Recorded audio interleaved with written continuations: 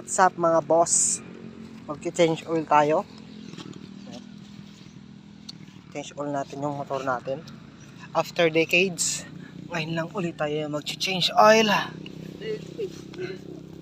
At hindi natin alam kung may laman pa ba to. Once a year lang kasi tayo magki-change oil. Dahil January 1 ngayon, change oil tayo. Sakto pa naman oh. Kaka 2,500. Tsaka tayo magche-change oil. Hindi natin sure kung may laban pa ba. It's been a long time.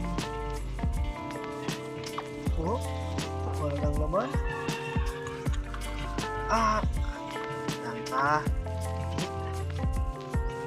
Uy, sakto yung sakto yung topper. Ito yung papalit natin, RS8. Nabili ko lang sa labas.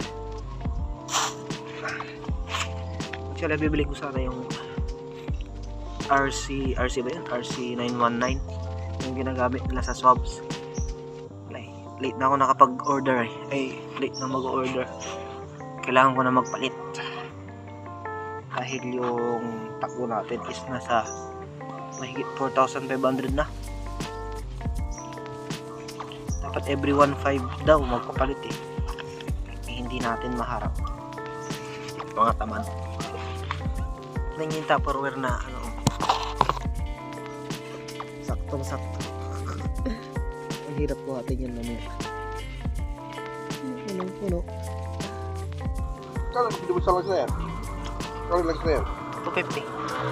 Ano lags yan? Iko? Sabi itong bilhin mo? Ha? Sabi itong bilhin mo? Wala na kailangan ko na magpalit mayroon akong hinahanap na lang hindi ko makita.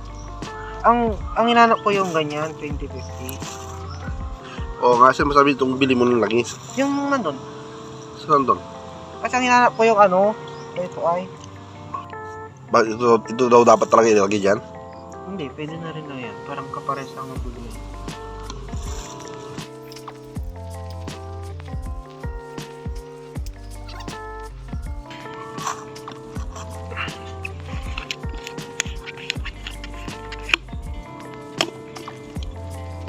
Meron siyang parang tabi hindi matapon pag paagos.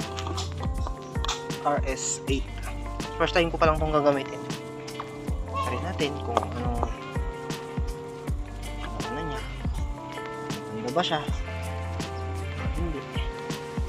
Meron siyang parang yung pag-aagusan niya hindi siya parang bubulusok agad.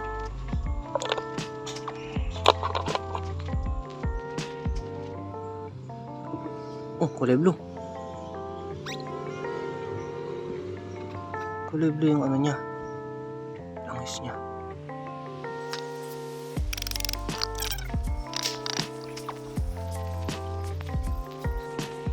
Yeah, good. Let's try it.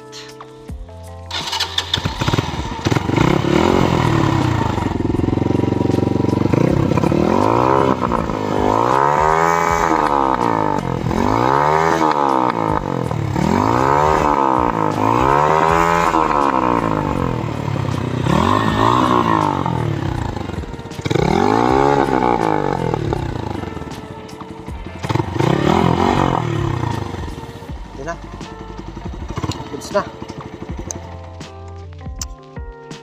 Bye bye guys.